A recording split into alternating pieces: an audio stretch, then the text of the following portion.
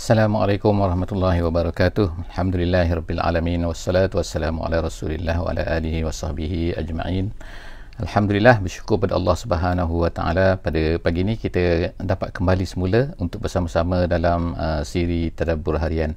Alhamdulillah, hari ini kita akan bersama-sama di muka surat yang ke-78, insya-Allah muka surat 78, dan kita akan bersama-sama di muka surat yang kedua daripada surah An-Nisa, iaitu ayat 7 sehingga ayat yang ke-11 daripada surah An-Nisa. Jadi insya-Allah hari ini kita akan cuba lihat apakah yang akan diceritakan oleh Allah Subhanahu wa taala di dalam muka surat ini, insya-Allah muka surat yang ke-78. Jadi harapnya kepada semua sahabat-sahabat semua supaya dapat untuk membuka mushaf pada pagi ini, pada dalam sesi ini, supaya kita dapat melihat apakah yang diceritakan oleh Allah Subhanahu wa taala di dalam muka surat ini kepada kita semua, insya-Allah.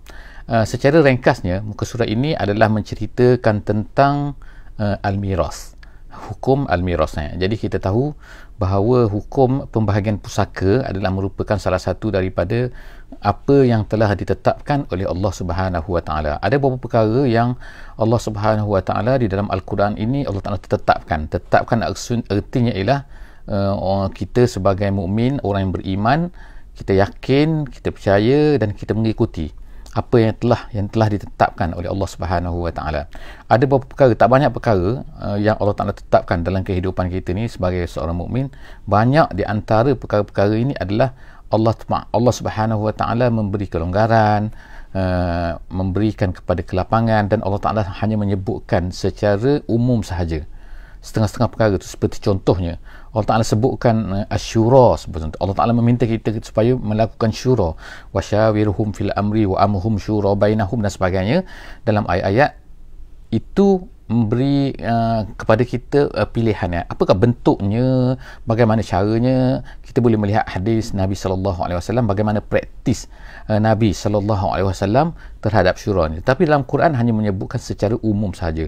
Begitulah banyak perkara, keadilan dan sebagainya, Allah Ta'ala sebutkan secara umum dalam Quran ini tanpa didetailkan. Hanya setengah-setengah perkara saja didetailkan oleh Allah Subhanahu wa taala. Antaranya seperti solat, seperti contohnya. Antaranya ialah seperti bilangan solat, cara mengambil wuduk sebagai contohnya.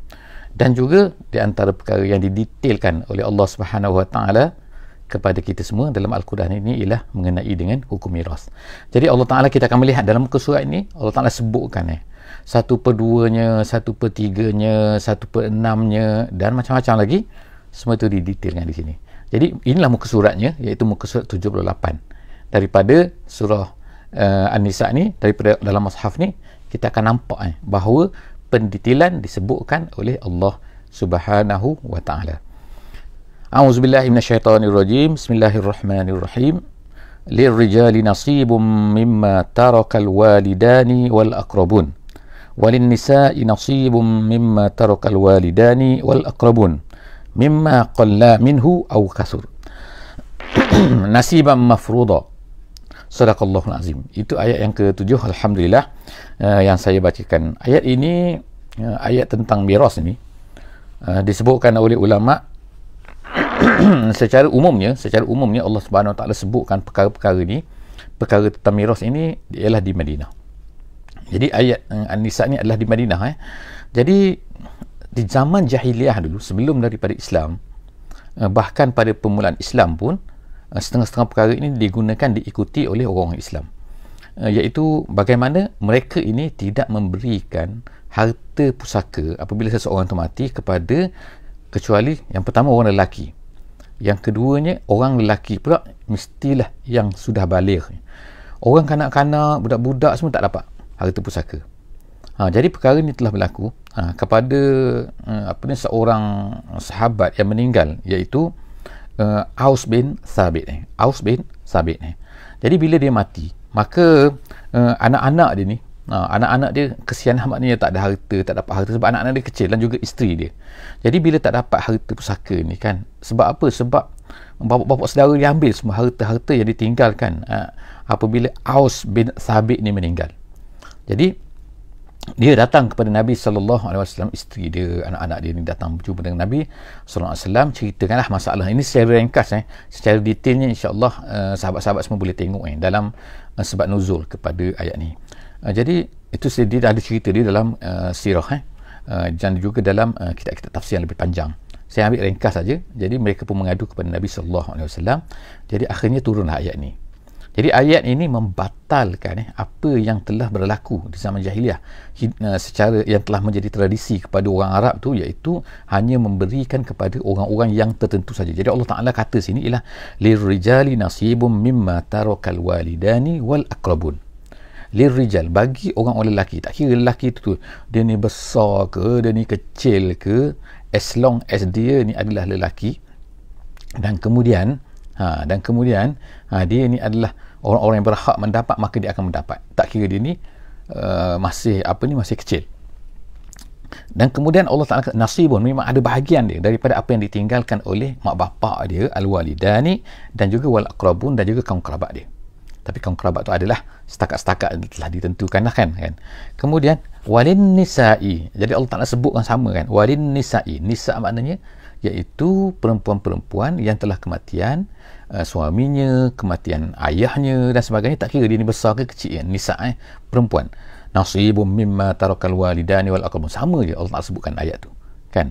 Maknanya laki pun sama dapat, perempuan pun sama. Tapi adalah bagian-bagian secara khususnya Allah Ta'ala kemudian sebut tu mimma qalla au kathur, tak kira lah kan, harta yang ditinggal ke tu sikit ke banyak ke. Jadi Allah Ta'ala sebutkan tafsir kata disebutkan qalla lebih dahulu daripada kasur ni. Kenapa? Bukannya banyak ke sikit ke, tak, Allah Ta'ala sebut sikit ke banyak ke, macam tu, untuk menunjukkan apa? Sebab kadang-kadang kalau harta sedikit ni orang kadang-kadang dia buat tak payahlah sikit sangat, tak kira sikit ke banyak ke mesti dibahagikan mengikut pusaka, cara pusaka kan, nasibam mafruḍa. Allah Ta'ala sebut sinilah bahagian tu bahagian yang telah ditentukan, maknanya tak boleh pandai-pandai lah kan. Jadi dah ada dah bahagian dia. Kemudian tu habis satu perkara kan, itu nak bagi clear dulu kan, bahawa kita berbeza, Islam berbeza, Allah Ta'ala turunkan hukum berbeza daripada apa yang telah diamalkan oleh orang-orang sebelum daripada ni. Seterusnya Allah Ta'ala kata wa iza hadaral qismata ulul qurba wal yatama wal masakin farzuquhum minhu wa qulu lahum qawlan ma'rufa. Sekarang ni katakan sebahagian masa nak bagi pusaka, kemudian biasalah kan bukan hanya orang-orang yang dapat pusaka tu datang kadang-kadang orang yang tak dapat pusaka pun akan datang juga kan, bersama dalam majlis kan, nak bahagi majlis kan. Jadi kita ada dua sekarang ni kan, ada orang kaum kerabat tapi dia ni tak dapat pusaka, ada kaum kerabat yang dekat dia ni dapat pusaka. Jadi Allah Subhanahu Taala kata menyuruh kita sekarang ni buat macam mana, iaitu dalam semasa al-qismah ni, wa iza hadaral qismata, ketika hari pembahagian tu untuk pembahagian miras ni, maka datanglah kemungkinan ul qurba wal yatama, kemungkinan ada anak yatim kadang-kadang bukan saudara tapi ada datang, maknanya dia miskin lah nak ceritanya kan, iaitu ada orang miskin datang, ada juga al qurba datang kan, kaum kerabat yang bukan mendapat harta, wal masakin, ada juga orang miskin. Jadi Allah Ta'ala kata apa? Farzuquhum minhu, maknanya berikanlah juga rezeki kepada mereka. Kepada mereka itu ialah kepada siapa? Iaitu kepada orang-orang yang tadi, kaum kerabat yang tak dapat pusaka, orang miskin, anak yatim, beri mereka ni sikit lah maknanya kan, sikit tu. Jadi Allah Ta'ala kata farzuquhum minhu minal miras tadi tu, daripada harta miras tadi tu, wa qulu lahu qawlan ma'rufa, dan katakan kepada mereka dengan kata-kata yang baik. Okey, jadi mengenai ayat ini kenapa patut diberikan tu, jadi ulama kata patut diberikan kepada orang-orang sedikit daripada harta pembahagian ini kalau ada, iaitu untuk melembutkan hati mereka. Nanti mereka akan tengok datang, orang bagi pusaka, kita tak dapat, macam tu kan jadi kan. Jadi untuk melembutkan hati mereka, jadi Allah Subhanahu Wa Taala mengajar kita ni supaya lembutkan hati mereka tu dengan memberikan sedikit hadiah kepada mereka, bukan banyak, beri sedikit kepada mereka kan. Jadi perkara ini disuruh. Kata sebahagian ulama bahawa perkara ni selepas daripada tu telah dimansuhkan, maknanya ayat ni mansuh, Setengah ulama kata mansuh, maknanya tak boleh lagi lah. Sebab apa? Harta tadi tu harta orang yang menerima pusaka, bukan harta boleh bagi-bagi macam tu kan. Tapi kata setengah ulama tak, dia kata tak, dibahagikan sedikit ni. Dibahagikan sedikit sekadarnya untuk melembutkan hati tu kan. Jadi perkara ni sunat. Seperti kata setengah-setengah ulama seperti Ibn Abbas dan juga lain-lain, dia kata adalah untuk tatib lil qulub, untuk melembutkan hati mereka. Jadi, dan kemudian waqulu, di samping tu lepas tu katakan kepada mereka tadi tu waqulu lahum qaulan ma'rufa, katakan kepada mereka dengan kata-kata yang baik. Jadi maksud kata-kata yang baik tu lah, sebagai contohnya ulama tafsir sebutlah, minta maaf lah, kami tak boleh beri banyak kan, ini adalah harta pusaka, jadi ambil ini sikit-sikit seorang hadiah kan, gitu ya. Jadi itu kata-kata yang baik, bukan marah maknanya kan. Apa datang-datang, ingat awak ni punya harta kan ni, ini harta orang tak belum bagi lagi, jangan duk sibuk lah, tak dapat maknanya itu adalah kata-kata yang keras, kata-kata yang kasar, yang tak patut kata-kata macam tu kan. Jadi Allah Subhanahu Wa Taala ajar kita kan sini kan, iaitu waqulu lahum qaulan ma'rufa. Kemudian wal yakhshal ladzi law taraku min khalfihim zurriyatan dhi'afa khafu alaihim falyattaqullah wal yaqulu qaulan sadida. Sekarang ni kita masuk kepada ayat yang ke-9 ni. Ayat yang ke-9 ini ayat diturunkan oleh Allah Subhanahu Wa Taala untuk mengajar, mengingatkan kepada orang-orang yang diberi tugas untuk menjaga harta anak yatim. Jadi kadang-kadang kita ni diberi amanah untuk menjaga harta anak-anak yatim. Ada anak yatim dah bagi pusaka dan sebagainya kan. Jadi anak yatim kadang-kadang dia tu masih kecil, anak-anak itu masih kecil, dia dapat harta kadang-kadang separuh ke dan sebagainya kan.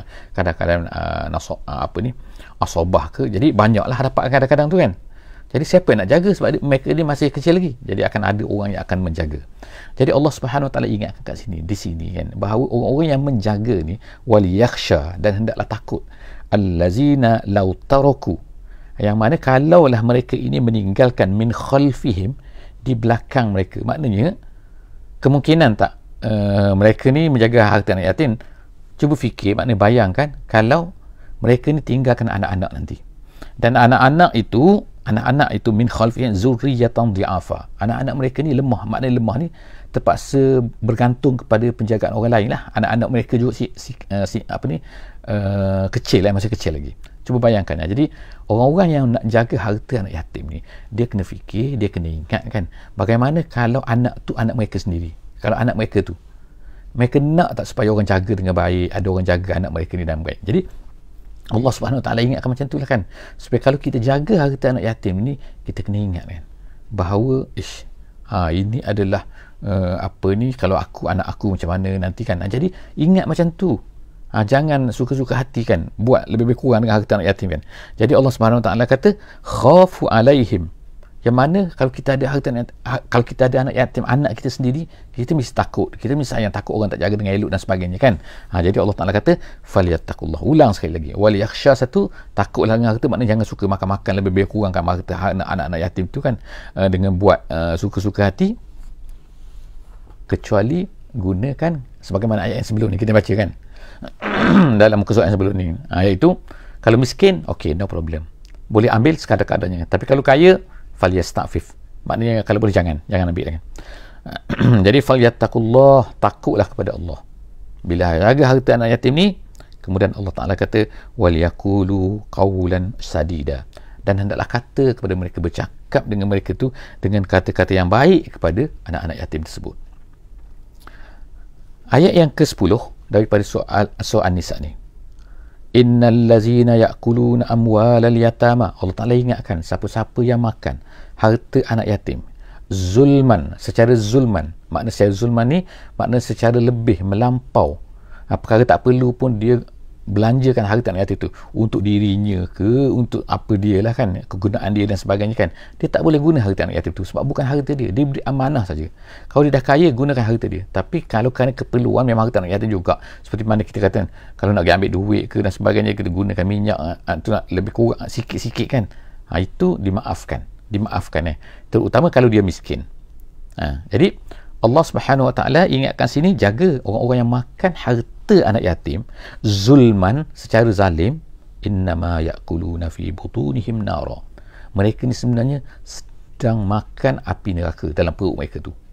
Jadi maknanya bila sebut macam ni, maksudnya ialah perkara ni dosa besar.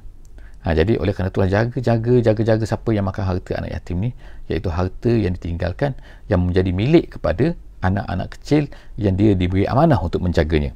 Wa sayaslawna sa'ira. Allah Ta'ala kata dia akan dimasukkan ke dalam sa'ir. Kemudian yusikumullahu fi auladikum. Sekarang kita masuk ayat yang ke-11. Ayat ke-11 ni ialah ayat yang kita kata sangat detail yang akan menceritakan bagaimana, iaitu menceritakan bagaimanakah cara pembahagian pusaka. Jadi ayat inilah, iaitu ayat 11 daripada surah An-Nisa ni, kita akan tengokkan numbernya, bahagian-bahagiannya kan, perpuluhan lah kita kata kalau zaman moden kan, disebutkan dengan detail oleh Allah Subhanahu Wa Taala di sini. Jadi insya-Allah oleh kerana kita ni adalah merupakan sesi tadabbur secara ringkas saja, kita tak akan pergi dengan detail lah. Kerana pembahagian pusaka ni telah disebutkan, diekstrakkan daripada ayat Quran ini oleh ulama-ulama. Dan ada bahagian-bahagian sedikit yang mana yang tidak disebutkan secara jelas dalam Al-Quran, ada, maka ulama-ulama telah bergantung kepada hadis-hadis yang sahih untuk menerbitkan hukumnya. Oleh kerana itu ada sedikit-sedikit perkara-perkara yang menjadi perbincangan di kalangan ulama Islam. Perbincangan bagaimana? Iaitu perbincangan apakah hukumnya kalau macam ni. Kenapa? Kerana dia tidak disebutkan secara jelas di dalam Al-Quran. Jadi Allah Subhanahu Wa Taala sebut sini, insya-Allah kita akan tengok sepintas lalu saja, insya-Allah secara detail kita tak akan bincang. Tadi kita tengok Allah Subhanahu Wa Taala ceritakan secara detail, kita kata yusikumullahu fi auladikum. Allah Subhanahu Wa Taala mewasiatkan, mengingatkan, memberi perintah fi auladikum, pada anak-anak kamu, iaitu lizzakari, yang pertama sekali lizzakari mislu hazzil unsayain. Kerana anak laki, anak perempuan ni kalau ada bersama, kalau makna anak laki pun ada, anak perempuan pun ada, maka cara pembahagian dia, mereka ni biasa akan mendapat asabah, iaitu yang terbaki, yang tertinggal.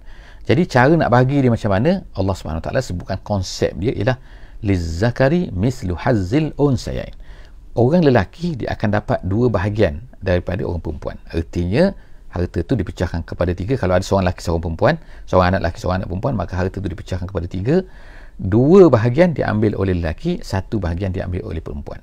Jadi lelaki mendapat 2 kali ganda. Jadi adalah kan orang-orang orientalis dan orang-orang yang benci pada Islam cuba untuk menggunakan poin ini untuk mencucuk Islam, untuk mengatakan bahawa Islam ni tak adil dan sebagainya. Sebab apa? Tengok, nombor 1 mereka mesti tahu kan, orang yang kata tak adil ni, mereka mesti tahu. Kita of course kan tak ada masalah, insya-Allah. Kita orang Islam, kita yakin Allah Subhanahu Wa Taala lebih tahu kan. Allah Ta'ala menciptakan kita, dia lebih tahu tentang hukum bagaimana dan sebagainya kan. Jadi orang-orang yang memang tak percaya kepada Allah ni kan, tak percaya kekuasaan Allah, tak percaya pengetahuan Allah, tak percaya alim Allah ni, maka adalah komen-komen dia. Jadi mereka ni macam-macam lah dengan niat untuk merosakkan akidah kita, untuk dan sebagainya. Jadi mereka menyusup-nyusup cari poinnya. Jadi antara poinnya ialah poin ni. Mereka katakan macam mana orang lelaki dapat sebab besar daripada perempuan. Lizzakari mislu hazzil unsayain. Mereka kata. Jadi yang pertama kita kena ingat, sebelum daripada Islam datang ni, tahu tak perempuan langsung tak dapat. Tengok dahsyatnya kan. Tapi Allah Subhanahu Wa Taala turunkan ayat batalkan cara perbuatan jahiliah tersebut. Allah Ta'ala kata lirijali nasibun dan kemudian untuk walin nisa'i nasibun. Tengok perempuan pun dapat, lelaki pun dapat. Itu yang pertama. Yang keduanya, dalam Islam ni lelaki ni dipertanggungjawab dengan banyak perkara. Sebagai contohnya, yang pertama, bila dia nak kahwin, siapa yang kena bayar mahar? Iaitu lelaki kena bayar mahar kepada perempuan. Itu yang pertama. Perempuan tak kena bayar apa Itu yang pertama. Yang kedua, bila seorang lelaki dan perempuan ni berkahwin, mahar tu satu, kemudian nafkah. Siapa yang kena bagi nafkah kepada perempuan, kepada isterinya? Suami, lelaki. Kepada anak-anaknya, lelaki, ayah tu kan. Dan kalau perempuan tu kaya, walaupun perempuan tu gaji 1 juta pun satu hari sebagai contohnya kan, tetapi lelaki tetap juga wajib untuk memberi nafkah kepada isterinya. Isterinya boleh kata, mesti awak bayar nafkah pakaiannya, nafkah makanannya, nafkah tempat tinggalnya, itu nafkah obat-obatannya, nafkah basuh kain bajunya, nafkah untuk alat-alat memasaknya. Tu semua tu kewajipannya ke atas suami. Jadi nampak makna suami wajib bukannya sunat, bukannya kecuali kalau perempuan tu kata nak reda, tak apalah, ambil duit saya, itu terpulang kepada dia kan. Tapi yang wajibnya mengikut syarak ialah lelaki mesti tengok. Jadi maknanya kan banyak tanggungjawab dia. Dan juga lain-lain lagi lah kan, banyaklah cerita-cerita lagi kan yang didetailkan oleh ulama untuk menolak perkara ini. Jadi saya cadangkanlah kepada sesiapa yang rasa macam banyaknya benda-benda ni kekeliruan-keliruan ni. Ada seorang ulama Islam bernama Muhammad Qutub. Muhammad Qutub seorang tokoh ulama besar daripada Saudi, sudah meninggal. Dia telah menuliskan satu buku, tajuk dia Syubhat Haulal Islam, salah faham terhadap Islam, tajuk dia. Jadi boleh cari insya-Allah. Buku ni ada terjemahan bahasa Melayu, ada bahasa Inggeris, ada Islam the Misunderstood Religion. Jadi ada Muhammad Qutub Muhammad Qutub. Jadi dia ni tulis, dia ni seorang pakar psikologi Islam, profesor. Dia telah menuliskan, dia dah meninggal. Jadi insya-Allah boleh cuba cari buku ni sesiapa yang nak. Siapa-siapa kalau boleh tulis di bawah tu supaya benda ni boleh dibaca kan, takut ada tertinggal orang tak perasan tadi kan apa yang saya sebut tadi. Nama bukunya ialah Salah Faham Terhadap Islam ataupun Islam the Misunderstood Religion oleh Muhammad Qutub, Profesor Muhammad Qutub. Jadi dalam tu diceritalah semua kan, antaranya benda yang diceritakan ialah benda ni. Ada satu bab di situ dalam buku tu, tajuk dia ialah Islam dan Wanita, diceritakan dengan detail perkara kenapakah Allah Subhanahu Wa Taala, hikmah kenapa Allah Taala ni berikan kepada lelaki lizakari mislu hazzil unsayain. Jadi itu yang pertama lah kan, Allah Taala sebut. Kemudian yang kedua, fa in kunna nisaan, kemudian Allah Taala sebut pergilah, kalaulah mereka sekiranya anak-anak perempuan itu fauqas nataini, lebih daripada dua. Kalau lebih daripada dua, falahunna sulusa ma tarak, maka dia akan dapat dia akan dapat 1/3 1/3 daripada ma tarak. Sulusa maknanya 2/3 daripada ma tarak, daripada apa yang ditinggalkan. Kemudian wa in kanat wahidah, kalau seorang, falahan nisfu. Tadi 2/3, minta maaf, tadi 2/3, sekarang dia akan dapat separuh kalau dia ni seorang saja, anak perempuan seorang saja. Wali abawahi likulli wahidin minhumas sudus, dan kemudian mak bapak pula, ayah dan ibu, wali abawaihi, indung lah kalau dalam bahasa sini kan, maknanya ayah dan juga mak, maka setiap daripada mereka dia akan dapat as-sudus, 1/6. Kemudian mimma tarak in kana lahu walad, kalau ada ayah, kalau ada anak, minta maaf, tak kira lah anak lelaki, anak perempuan dan sebagainya. Fa illam yakun lahu walad, kalau anak pula tak ada, mak bapak akan dapat apa? Wa warisahu abawahu fali ummihis sulus, maka mak pula akan dapat 1/3. Ni anak tak ada, lelaki anak tak ada, maka mak akan dapat 1/3. Ayah dapat berapa? Maka ayah akan dapat baki tu kan. Jadi seterusnya, fa in kana lahu ikhwatun, kalau ada pula adik-beradik, maknanya adik-beradik yang fali ummihis sulus, fali ummihis sudus, maka mak akan dapat 1/6. Jadi of course kan, saya rasa memanglah kita mungkin kata susah juga nak ingatkan cerita ni. Jadi ini insya-Allah kan boleh dipelajari dengan detailnya, disebutkan oleh ulama-ulama, akan dia detailkan disenaraikan dengan detail pula oleh ulama-ulama. Jadi Allah Subhanahu Wa Taala beri guideline dekat sini kan, ini dapat berapa, ini dapat berapa secara umumnya kan, tu kan, dapat berapa yang detailnya. Kalau ini ada anak, kalau tak ada anak, jadi zaman moden ni mudah kan, mudah sebab apa, dah ada siap calculator, dah siap ada jadual dalam internet kan, kita boleh tengok kan, daripada pusat-pusat Islam banyak telah keluar kan benda-benda ni kan, dia boleh kita masuk je kan, harta tinggal berapa ribu, kemudian mak ada tak ada, adik-beradik ada berapa ramai, dan lelaki perempuan dan sebagainya, kita masukkan terus akan keluar, dia tekan je akan keluar bahagian terus kan. Jadi mudah zaman sekarang dah ada komputer semua kan. Jadi Allah SWT, tapi Allah SWT inilah dia guideline dia, di sinilah dia ayat dia yang menceritakan tentang ini berapa dapat berapa. Jadi dimudahkan oleh alhamdulillah oleh sekarang ni dengan menggunakan peralatan-peralatan moden tu. Jadi Allah SWT kata mim ba'di wasiyat, tapi semua tu pembahagian tu dia sebut sini ialah mim ba'di wasiyatin yusi biha audain. Semua pembahagian tu adalah dibuat selepas daripada wasiat atau dan juga hutang. Disebut sini wasiat dulu, tapi kalau sebab apa? Sebab wasiat ini adalah perkara yang kadang-kadang orang tak lupa. Jadi Allah Subhanahu Wa Taala sebenarnya kalau ikut turutan disebutkan oleh ulama'nya ialah yang pertama sekali selepas daripada si arwah tu meninggal, seseorang tu meninggal, maka cara gunakan harta dia lah apa? Yang pertama ialah digunakan untuk keperluan untuk mengkafankan, pengurusan jenazah. Kemudian selepas tu, bakinya selepas tu ialah digunakan untuk membayar hutang. Hutang Allah ke, hutang manusia ke, kan. Kemudian yang ketiga, selepas daripada tu, barulah digunakan untuk diberikan kepada wasiat. Dan wasiat tu tak boleh lebih daripada 1/3. Kalau ada wasiat. Jadi, selepas daripada tu, yang keempat, barulah pembahagian pusaka. Jadi itulah tertib cara dia, kan. Jadi Allah SWT sebut sini, min ba'di wasiyatin yusi biha audain. Hutang, wasiat, kemudian aba'ukum wa abna'ukum la tadruna ayyuhum aqrabu lakum naf'a. Allah Ta'ala dah bila dah cerita semua ni, kan, cara pembahagian ni, kemudian Allah Ta'ala kata, ayah kamu, anak-anak kamu, kan, la tadruna, kamu tak tahu apa? Kamu tak tahu siapakah ayyuhum aqrabu lakum naf'a, yang manakah lebih banyak perlukan manfaat tu, perlu dapat harta, pembahagian macam ni, kamu tak tahu. Jadi ini, kan, Allah SWT sebutkan dan ingatkan kita, kan. Mungkin ada orang kata, alah, dia perlu lebih lagi kot, itu semua adalah merupakan andaian-andaian manusia. Kadang-kadang orang tu tak ceritakan, kadang-kadang kita tak tahu hakikat dia, kadang-kadang dia tak minta, kadang-kadang, kan. Jadi kalau kita biarkan kepada kita semua manusia je, kan, selesaikan sendiri, uruskan sendiri, kamu tak tahu. Jadi Allah Ta'ala batalkan hukum jahiliah. Hukum jahiliah ni dia tak tahu. Cara hukum jahiliah, cara dia ialah 3, kan. Dia ikut 3. Yang pertama sekali ikut nasab. Nasab ni maknanya, anak lelaki, orang lelaki yang besar, yang dah balik, dia dapat. Itu nombor 1. Selepas daripada tu, dia akan beri pula kepada angkat. Keluarga angkat pun dapat. Anak angkat dan sebagainya dia dapat. Kemudian yang ketiganya, perjanjian. Ini sama style jahiliah. Perjanjian tu maksudnya, kalau dah janji, maka dia akan bagi. Jadi sekarang lah, mungkin macam zaman zakat, zaman sekarang, kan, setengah-setengah yang tak gunakan yang Islam ni, dia akan guna apa? Dia kata, dah sign, ada peguam dah, dia dah janji nak beri kepada orang ni, kan, nak beri pada kucing ke, nak beri pada binatang ke, nak beri pada ikut dia, boleh semua, kan, wasiat tu, kan, nak beri pada isteri sahaja ke, ikut itu. Jadi itu adalah sebenarnya adalah cara-cara jahiliah, kan, yang telah diamalkan sejak 1400 tahun dulu lagi. Jadi Allah Subhanahu Wa Taala batalkan hukum tu. Jadi pada permulaan Islam, kalau ikutnya ialah diberikan berdasarkan kepada al-mu'akhah dan juga al-hijrah, iaitu mula-mula orang Islam ni berhijrah ke Madinah, mereka ni dipersaudarakan oleh Nabi.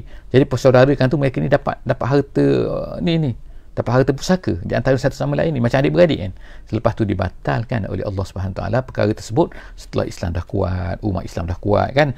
Jadi Allah Taala batalkan dengan datangnya dengan ayat yang ke-11 dan muka surat ni lah secara umumnya, iaitu daripada ayat 7 hingga 11 yang kita baca pada hari ini itu adalah hukum-hukum yang berkaitan dengan miras, yang insya-Allah akhirnya Allah Taala kata faridatan minallah. Perkara ini adalah ketetapan daripada Allah, kewajipan daripada Allah Subhanahu Wa Taala. Innallaha kana aliman hakima. Allah Taala ingatkan lagi, tengok tu, kan. Allah Taala katakan, Allah Taala ni Maha tahu, Allah Taala ni Maha Halim, Maha tahu, Maha Halim. Jadi moga-moga Allah Subhanahu Wa Taala akan pandu kita insya-Allah dengan Quran. Kita dah dengar hari ini tentang miras, maka itulah cara sebagaimana yang Allah ajarkan kepada kita semua sebagai umat Islam. Dan sambungan lagi insya-Allah, muka surat yang ke-79 masih lagi tentang miras. Insya-Allah kita akan jumpa di sesi yang akan datang. Wallahu a'lam bissawab. Aqulu qouli hadza wa astaghfirullahal azim li wa lakum. Apa yang baik itu daripada Allah, apa yang kurang itu daripada saya. Wabillahi taufiq wal hidayah. Wassalamualaikum warahmatullahi wabarakatuh. Bismillahirrahmanirrahim. Wal 'asri innal insana lafi khusr illa allazina amanu wa 'amilus solihat wa tawasaw bil haqqi wa tawasaw bis sabri.